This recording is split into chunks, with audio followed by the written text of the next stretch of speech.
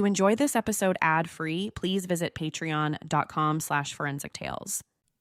Forensic Tales discusses topics that some listeners may find disturbing.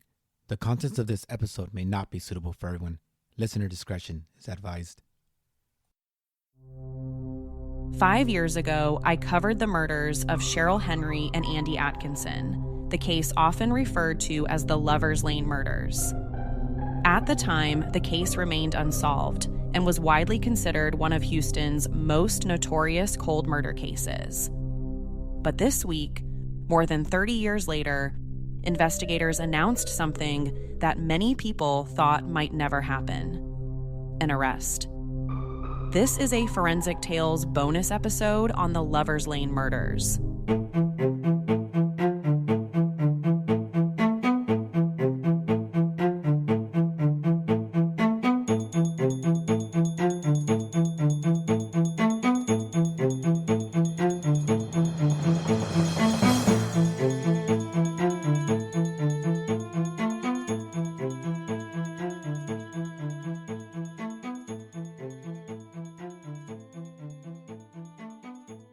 It's hard to believe this was a case I covered on the show over 5 years ago.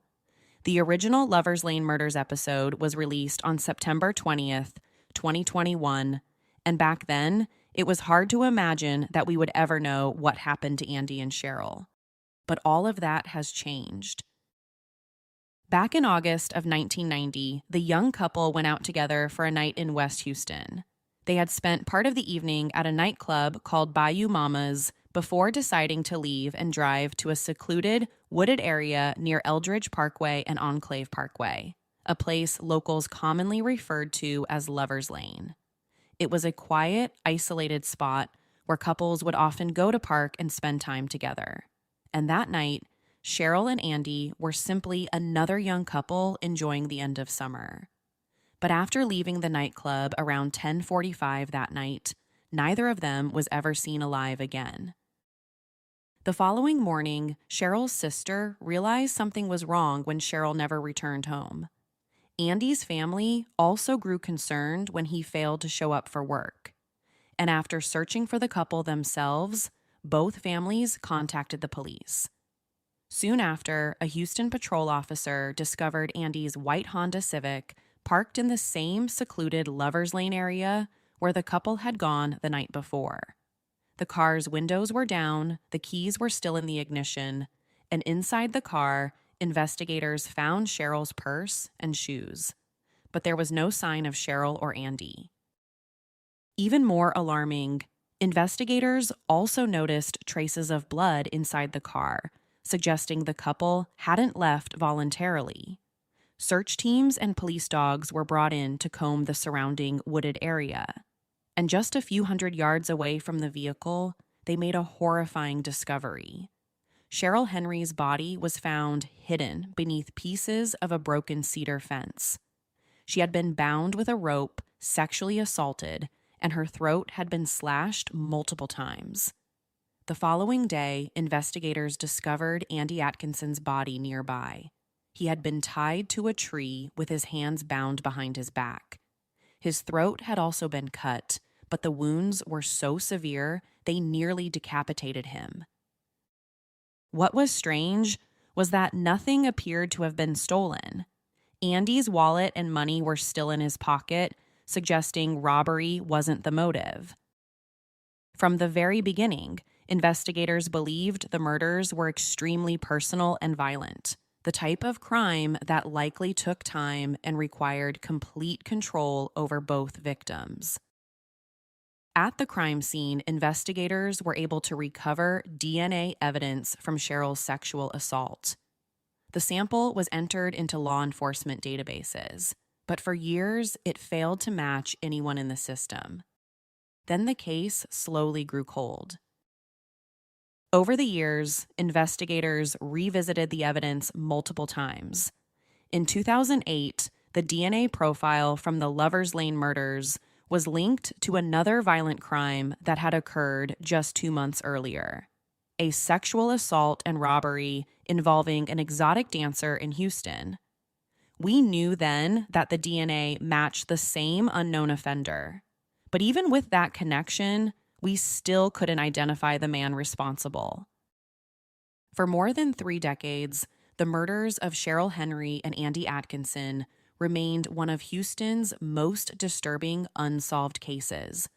A brutal double homicide with DNA evidence, but no suspect. Until now.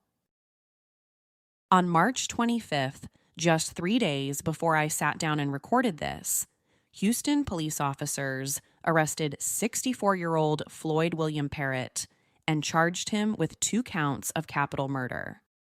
The following day, March 26th, he appeared in a Nebraska courtroom where prosecutors asked the judge to approve his extradition back to where the crimes occurred in Texas. But what exactly led detectives to Floyd Parrott's front door? And how can we be sure the right person is behind bars for this horrible crime? What forensic evidence do they have against him? Over the years, countless detectives have been assigned to Cheryl and Andy's case.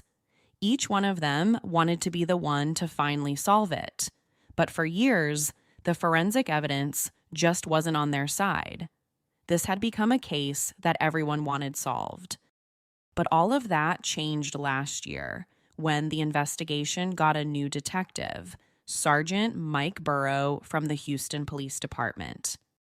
Now, while many details haven't been made public because this is still an ongoing investigation, here's everything we know about why Floyd Parrott became a suspect last year.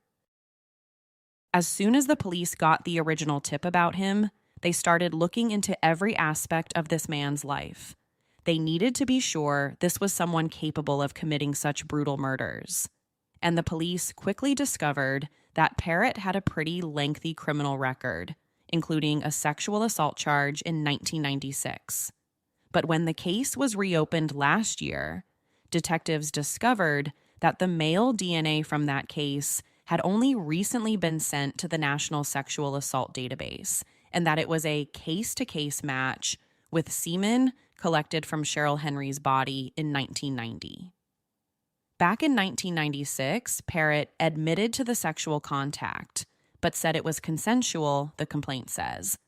Unfortunately, a grand jury declined to indict Parrott in that crime, but his DNA was retained by authorities. Based on the complaint filed earlier this week, we know that Floyd Parrott lived within a mile of the crime scene on Lover's Lane. We also know that he was arrested twice in 1988, once for impersonating a police officer, and again on a weapons possession charge for carrying a blue steel revolver. As far as whether he's admitted to the Lover's Lane murders or not, all we know is that during his interview with the police on Wednesday, he denied knowing Cheryl. But again, a lot of information hasn't been made public yet. So I think it's going to be a while before we finally have all the answers. And there's also a real chance that we won't ever know everything. Just because a suspect's been arrested, that doesn't mean we'll ever get the full story about what happened. Something I find chilling is that among his past charges are several cases in which he was accused of posing as police. In one case, he pulled someone over and let him go for a bribe. In another incident that happened on September 19th, 1995, he was driving a white car with flashing emergency lights and pulled over a pickup truck driver in the Houston area. Parrott then approached the truck in a uniform with a gun and a gun belt. He told the driver he had pulled him over for expired plates and that he wouldn't write him a ticket if the driver gave him $100. The officers who investigated this found that Parrott had been arrested 7 months earlier on outstanding traffic warrants, and that, when they searched his car and home, they found a constable uniform, police-type radios, a U.S. Marshal ID, and a county constable badge in the name of Carlton Buddy Watson. That's an important name because Watson was a police chief in the area at the time. So this was clearly someone who enjoyed impersonating police officers. That detail has left me with so many burning questions. Is it possible that he approached Cheryl and Andy that night posing as a police officer? To me, that's such a chilling thought. We all want to respect law enforcement. So if they were approached by someone who they thought was a cop, they would want to do anything and everything they were asked. It's just such a chilling thought.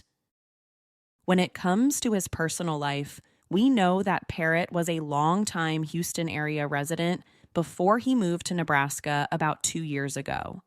He's had several wives over the years and has several children. He also worked as a manager or a bouncer at topless bars and nightclubs, and worked at various auto parts stores. I think there's a good chance that now, with his DNA in the system, he'll be linked to additional crimes. When it comes to the next steps, Floyd William Parrott is currently fighting his extradition back to Texas, so he will likely have a few more court hearings before that happens. He's currently being held at the Lancaster County Jail without bond, but when he eventually makes his way back to Texas, he will finally face the charges against him, the Lovers Lane murders. No one knows how this story will turn out. Will he accept a plea deal from prosecutors to avoid facing the forensic evidence against him, or will he fight his case at trial? We will have to wait and see. For decades, the murders of Cheryl Henry and Andy Atkinson remained one of Houston's most haunting unsolved cases. Investigators had DNA from the crime scene, but for years, that single piece of evidence wasn't enough to identify the person responsible. But forensic science never stands still. As technology evolves, so does the ability to revisit evidence that once seemed like a dead end. Biological evidence that couldn't produce answers decades ago can now be analyzed in entirely new ways, connecting cases, identifying suspects, and bringing long-awaited answers to families who have spent years waiting for justice. And in cases like this one, it's a powerful reminder that even when time passes and investigations grow cold, the evidence doesn't disappear.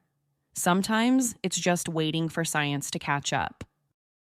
If you want to hear the full story of the Lovers Lane murders, including the original investigation, you can listen to my full episode on this case right now in the Forensic Tales archive. It's also available ad-free on my Patreon page at patreon.com/forensictales. I will continue to follow the case for any new and major updates. And it's important to remember that just because criminal charges have been filed, the man accused is considered innocent until proven guilty. Forensic Tales is a Rockefeller audio production. The show is written and produced by me, Courtney Fretwell.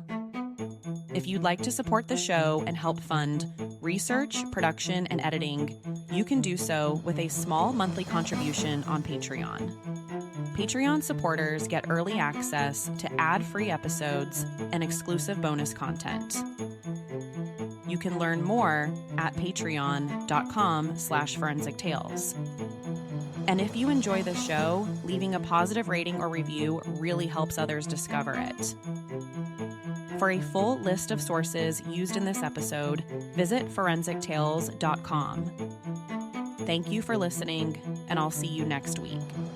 Until then, remember, not all stories have happy endings.